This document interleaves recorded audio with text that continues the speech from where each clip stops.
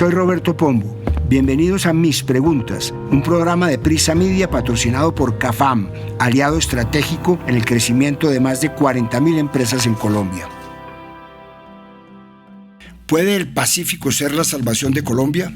El Pacífico colombiano es una de las regiones con mayor pobreza y que más ha sentido el flagelo de la violencia en el país, pero al mismo tiempo es la región con mayor riqueza natural, cultural y con mayor biodiversidad. ¿Qué se necesita para que el Pacífico convierta su potencial en desarrollo real? ¿Puede la iniciativa privada ayudar al desarrollo del Pacífico colombiano? Para este capítulo hablamos con Sandra Besudo, naturalista y directora de la Fundación Malpelo, con María Isabel Ulloa, directora ejecutiva de ProPacífico, con el artista Yuri Buenaventura, con el exalto consejero presidencial para las regiones David Luna y la gobernadora del Valle del Cauca, Dilian Francisca Toro. Soy Roberto Pombo y este es el capítulo 157 de Mis Preguntas. Bienvenidos. Estamos en plena época de avistamiento de ballenas en el Pacífico. Cada año, entre los meses de julio y octubre, las aguas del Pacífico colombiano se convierten en escenario de uno de los fenómenos naturales más extraordinarios del planeta, la llegada de las ballenas jorobadas. Todo comienza en la Antártida, donde las ballenas jorobadas pasan los meses más cálidos del año antártico, de noviembre a marzo, en una de las actividades más intensas de su vida, la alimentación. Impulsados por su instinto reproductivo, estos mamíferos gigantes comienzan una travesía de 2 a 3 meses desde donde recorren 8.500 kilómetros, una de las migraciones más largas del reino animal.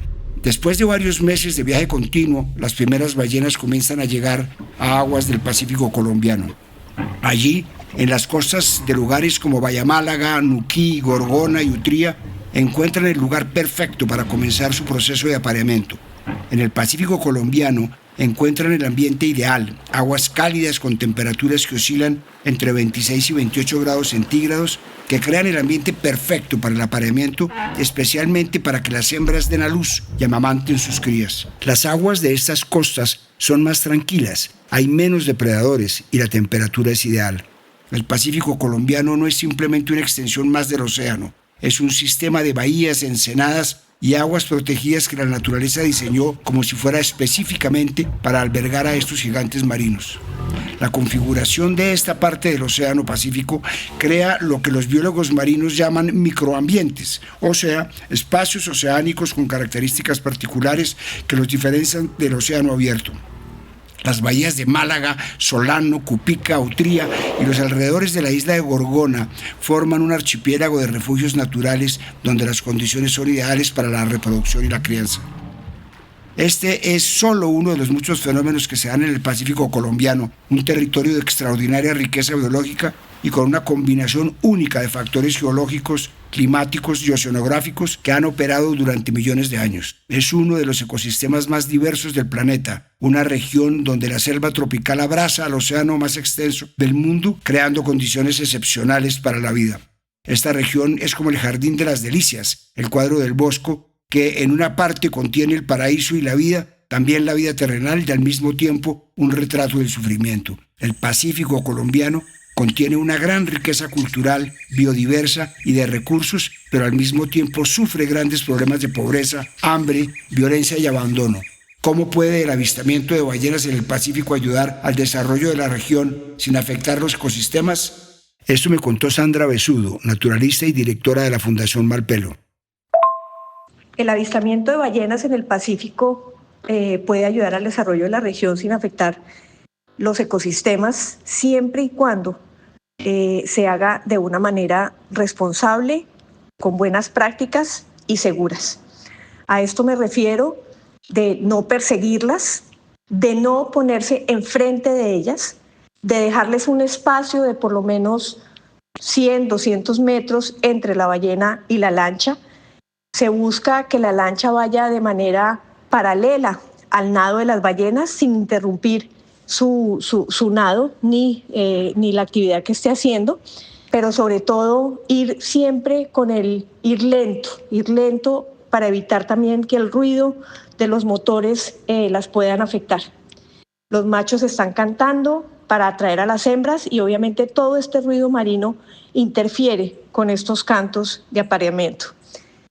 Así que sí se puede hacer, siempre y cuando lo hagamos de manera segura.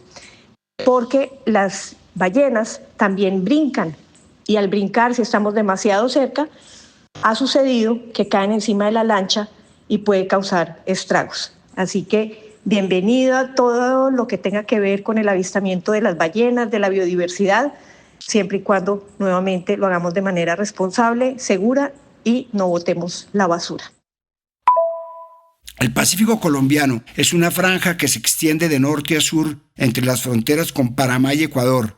Está constituido por 42 municipios dentro de los departamentos de Antioquia, Chocó, Valle del Cauca, Cauca y Nariño, con una población aproximada de 1,5 millones de habitantes. Es una región con paisajes variados, con una topografía extraordinariamente diversa y compleja, desde selvas tropicales, manglares, hasta estuarios, ríos caudalosos y una costa escarpada bañada por el Océano Pacífico.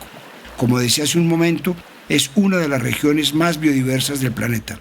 El 79% de los ecosistemas que contiene no han sido transformados, pero además de toda esta riqueza natural, la complejidad de esta región es alta. Es la salida del país al Océano Pacífico, lo que significa que es la puerta de entrada y salida a un mercado amplio como es el continente asiático. Su principal puerto es el puerto de Buenaventura, en el Valle del Cauca.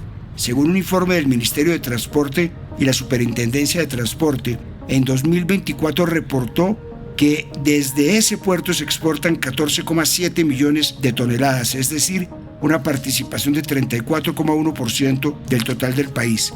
Solamente ese puerto movilizó el año pasado el 11,4% del total de carga del país, una cifra que ha ido en aumento. Este puerto moviliza cerca del 45% de la carga internacional, principalmente de importación, y de acuerdo con datos de ProPacífico, por el puerto salen $13.300 millones en exportaciones e ingresan 14.900 millones en importaciones al año, además de ser la principal puerta de salida de productos insignias del país, como el café, el azúcar, químicos, papel, cartón y confecciones. Pero como casi siempre en Colombia, hay un contraste. Y esas buenas noticias vienen con un pero. En julio de este año, la Federación Colombiana de Agentes Logísticos en Comercio Internacional expresó su preocupación por un posible colapso logístico por el represamiento creciente de contenedores, congestión operativa y un deterioro en las condiciones de seguridad en la región. Esto afecta a la operación de comercio exterior debido a demoras en autorizaciones, la asignación de citas para retiro de mercancías y rechazo de placas provisionales. Mejor dicho, estamos hablando de que se están quedando sin espacio por represamiento de contenedores y mercancías. Según reportaron, los patios de acopio han llegado a niveles de ocupación del 105%. Esto porque la mayoría de las navieras no evacúan los vacíos de manera eficiente. Para aclarar el panorama, llamé a Marisabel Ulloa, directora ejecutiva de ProPacífico, y le pregunté cómo puede Colombia aprovechar mejor su posición geográfica privilegiada como puerta de entrada al mercado asiático desde Sudamérica. La mejor forma de aprovechar esta posición geográfica es, uno, reconocer que efectivamente somos una puerta de entrada al mercado asiático muy importante, lo que implica tener un puerto, específicamente el de Buenaventura, competitivo. Por eso se requiere de un dragado, una profundización, entre otras muchas cosas, pero sin duda también debemos reconocer el potencial de biodiversidad. Tenemos el Chocó biogeográfico en nuestro Pacífico colombiano, que nos da un potencial turístico inmenso, pero también tenemos una diversidad en su gente que nos da una diversidad y un potencial cultural también inmenso. Pero para todo esto, sin duda, necesitamos un trabajo público, privado, comunitario, trabajar juntos, reconociendo los retos. Necesitamos trabajar en la educación de nuestro Pacífico y nuestros niños del Pacífico colombiano. Necesitamos trabajar en esa posibilidad de que esos jóvenes del Pacífico colombiano tengan empleo y la posibilidad del empleo, y que efectivamente todas esas potencialidades se redunden en beneficios para ellos. Necesitamos que el Pacífico colombiano tenga agua potable para sus habitantes. Necesitamos trabajar en que Colombia vea al Pacífico colombiano. Sin duda eso implica una mirada en la institucionalidad. Los gobiernos locales del Pacífico colombiano requieren una mirada particular, y sin duda para cerrar la seguridad se vuelve fundamental. Es decir, tenemos que mirar el Pacífico colombiano, tenemos que mirarlo de manera conjunta, pero sobre todo con un trabajo articulado, entendiendo que el sector privado, la comunidad y el sector público deben y pueden trabajar juntos. No es un secreto para nadie que buena parte de la región pacífica colombiana ha tenido que vivir décadas y siglos de abandono estatal. El Pacífico colombiano vive una paradoja compleja. Mientras sus bosques, manglares y aguas albergan una de las biodiversidades más ricas del mundo, sus habitantes se enfrentan niveles preocupantes de pobreza y desigualdad. Esta contradicción se profundiza cuando la geografía actúa como una barrera que aísla a las comunidades del resto del país, limitando las oportunidades de progreso económico y social. La lejanía geográfica y las dificultades de acceso crean un círculo vicioso donde las familias tienen pocas opciones para mejorar sus condiciones de vida. Cuando las instituciones del Estado no logran llegar efectivamente a sus territorios, la pobreza se perpetúa de generación en generación y convierte en la riqueza natural en un contraste doloroso con la realidad social de quienes habitan esos ecosistemas únicos.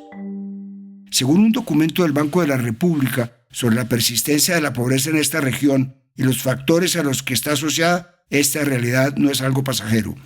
Los datos muestran que la pobreza se ha mantenido constante a lo largo de los años, creando lo que los expertos llaman trampas de pobreza, situaciones donde las comunidades quedan atrapadas en un ciclo que no pueden romper por sí solas.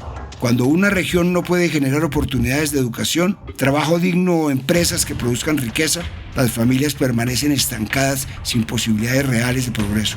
Los números son contundentes. El Pacífico colombiano presenta consistentemente los niveles de pobreza más altos del país, con condiciones de vida que contrastan marcadamente con el resto de Colombia. El departamento del Chocó y varios municipios del Cauca representan los casos más severos de esa realidad, donde las comunidades se enfrentan las mayores dificultades socioeconómicas de toda la región. Los estudios revelan que la falta de educación de calidad y los problemas básicos como agua potable y saneamiento son las principales causas que mantienen a las comunidades en esta situación de vulnerabilidad.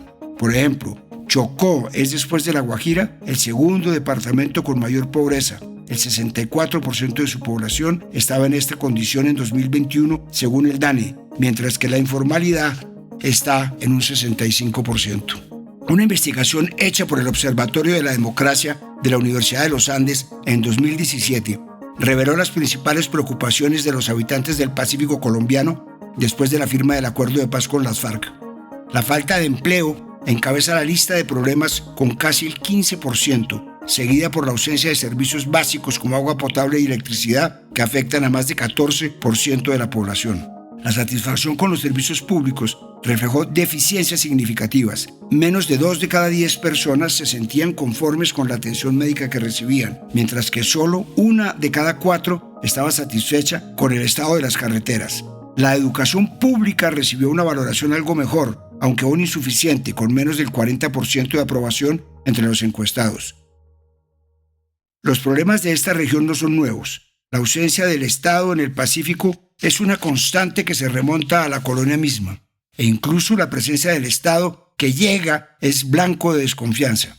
Según el estudio Colombia Rural Postconflicto 2017, que cité unos minutos atrás, 67,2% de los habitantes del Pacífico colombiano consideran que la corrupción está muy presente entre los funcionarios públicos, mientras que el 75,1% cree que la corrupción es un fenómeno general entre los políticos. Esta percepción ha normalizado hasta cierto punto estas prácticas. 23,8% de los encuestados considera que en algunas ocasiones puede ser justificable pagar sobornos, cifra que representa el porcentaje más alto del país y refleja cómo la corrupción se ha arraigado en la vida cotidiana de las comunidades. Entonces uno vuelve a la pregunta del millón: ¿por qué, si es una región con tantísima riqueza y de todo tipo, el Estado no voltea su mirada y su mano hacia ella? Muchos expertos y analistas coinciden al referirse a las instituciones como uno de los motivos. Daron Acemoglu es catedrático de Economía en el Instituto Tecnológico de Massachusetts y él asegura que la geografía no afecta directamente la riqueza de los países, sino que lo hace de forma indirecta a través de las instituciones que se crearon en el pasado. Un ejemplo de este tipo de instituciones se rastrea desde la llegada de los colonizadores españoles a América. cuando las condiciones de vida no eran suficientemente salubres y por ende la tasa de mortalidad muy alta, los colonizadores tenían incentivos para no establecer asentamientos poblacionarios y en consecuencia implantar instituciones extractivas. Entonces, cuando las condiciones de vida eran favorables y el grupo poblacional pequeño, los conquistadores optaban por establecer instituciones inclusivas, lo que le daba derechos de propiedad a los habitantes y estimulaba el comercio.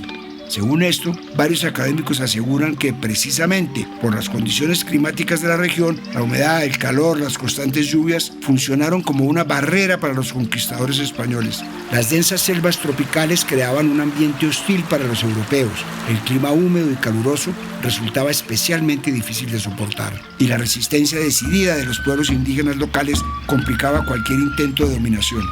Estas condiciones llevaron a que los colonizadores decidieran no establecer las instituciones económicas y administrativas sólidas que sí fundaron en otras regiones del país. Esta ausencia tan temprana de estructuras coloniales estables, según esta perspectiva académica, habría marcado una diferencia histórica que influyó en las oportunidades de desarrollo económico que tuvo el territorio desde entonces. Busca al artista Yuri Buenaventura para preguntarle: ante la ausencia del Estado, ¿puede la iniciativa privada ayudar al desarrollo del Pacífico colombiano? Ahí lo más fuerte de la pregunta es el término ausencia. La ausencia del Estado es muy fuerte, es terrible, es doloroso. El Pacífico está compuesto por 4 departamentos y tenemos 1.300 kilómetros. Pero en esos 1.300 kilómetros hay solamente 2 carreteras, una que va de Pasto a Tumaco y otra que va de Cali a Buenaventura. No hay más carreteras. Es un atraso brutal desde el origen mismo de la construcción de la nación. Fíjate que la primera universidad se crea en Bogotá en 1580 y 4 siglos después se crea una universidad en Buenaventura en 1988, la primera universidad del Pacífico, 4 siglos después. Ese atraso es brutal. A eso se le agrega que la esclavitud fue abolida en el siglo XIX, hace 150, 160 años. Es decir, la mirada de la sociedad fue muy vertical durante 4 siglos y reconocerse como ciudadano en un estado ausente que apareció solo a dar plomo a finales del siglo XX. Eso es muy complejo, eso es muy difícil. El paro cívico de todo el Pacífico llegó a unos acuerdos y esos acuerdos no son respetados, ni siquiera respetados en este gobierno, que se supone que es un gobierno progresista. No le ha cumplido a Buenaventura, ya no le cumplió.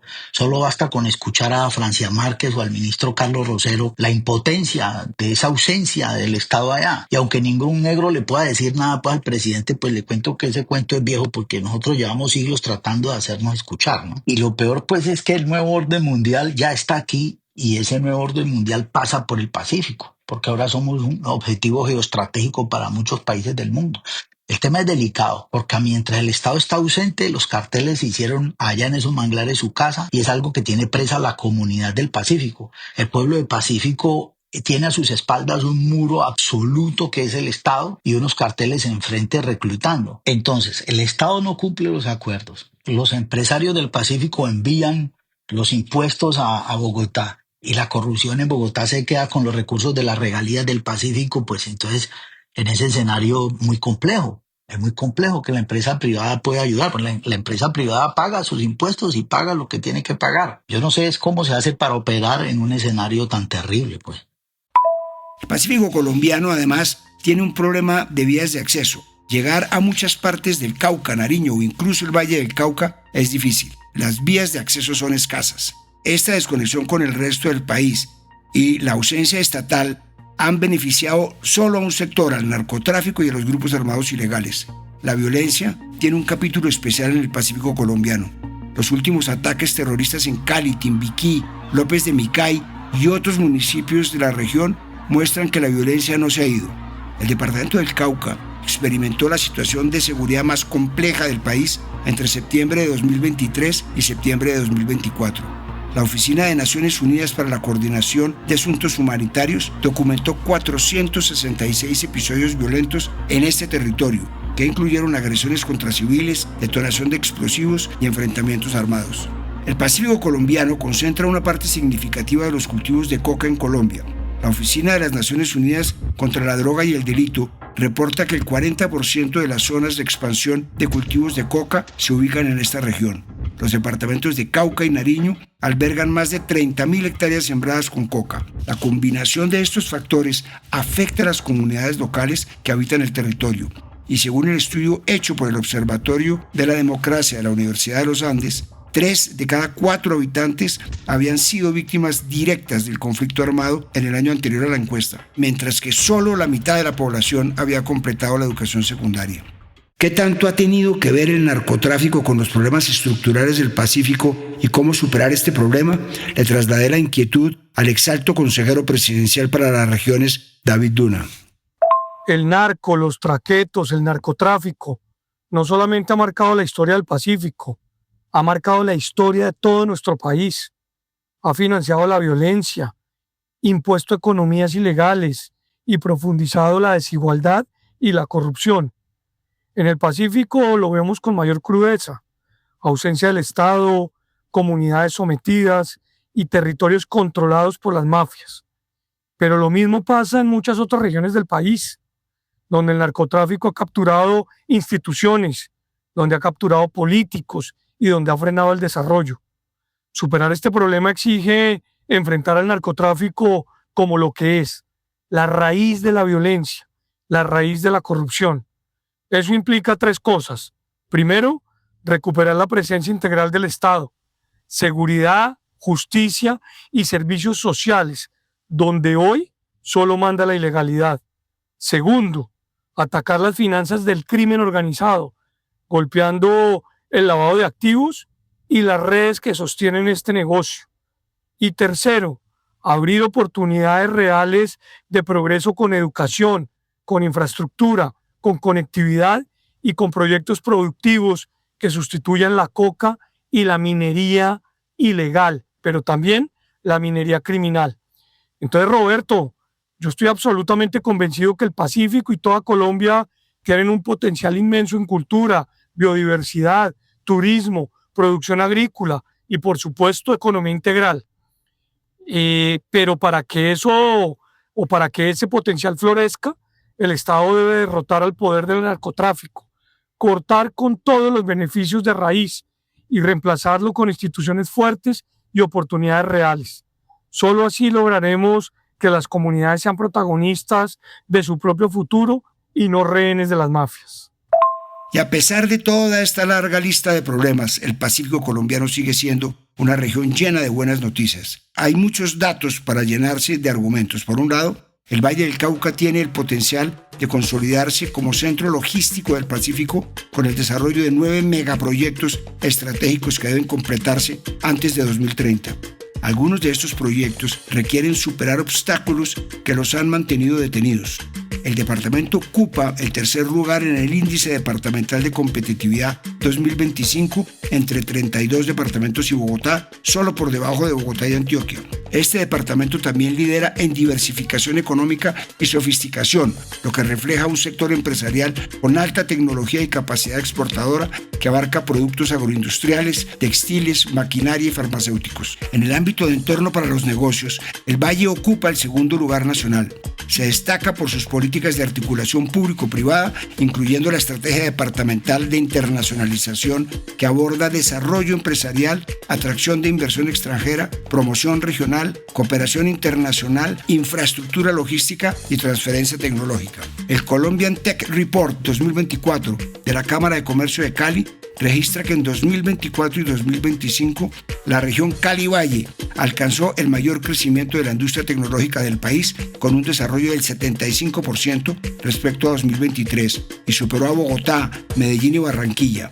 El ranking global Startup Blink 2025 muestra que en 5 años Cali ascendió 50 posiciones hasta convertirse en la 3ª ciudad tecnológica de Colombia.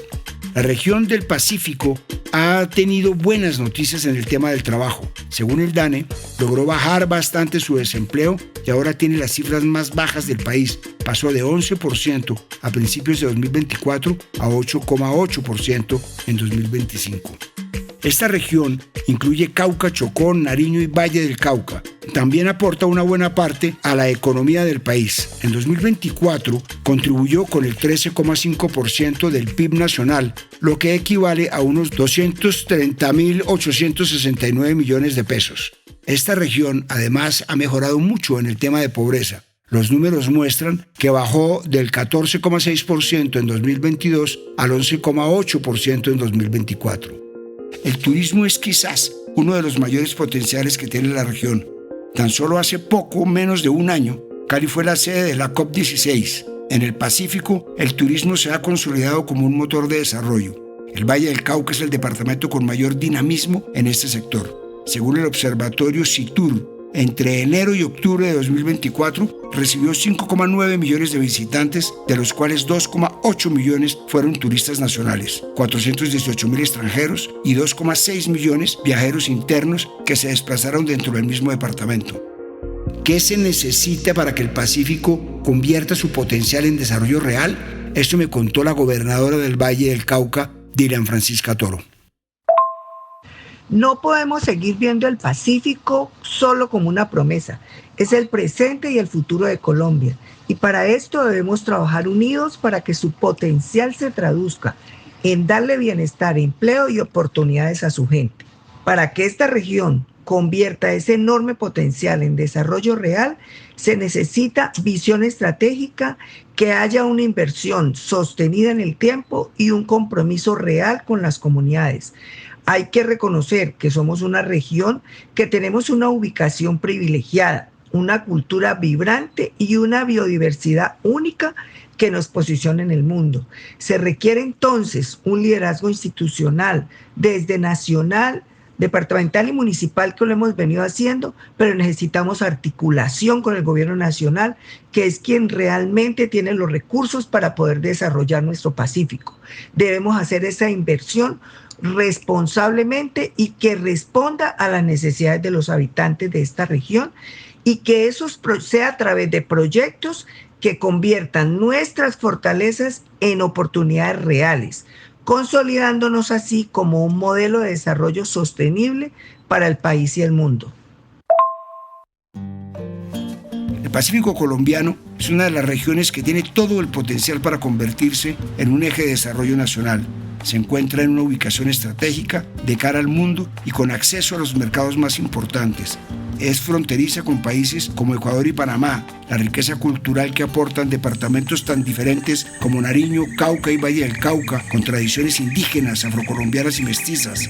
Los recursos naturales que la desbordan y se dan de manera voluptuosa en todos sus paisajes, y la vocación agroindustrial de varias de sus ciudades. Valdría la pena que algún gobierno por fin mirara al Pacífico y lo viera como lo hacen las ballenas jorobadas, como el sitio perfecto para estar. Soy Roberto Pombo y este fue el capítulo 157 de Mis Preguntas. Nos vemos en el próximo capítulo.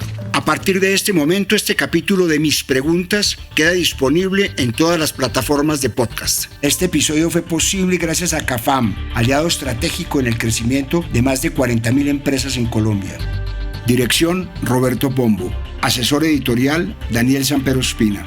Producción: Juan Abel Gutiérrez y Johnny Rodríguez. Guiones: Juan Abel Gutiérrez y Johnny Rodríguez. Postproducción de audio: Iván Ayala.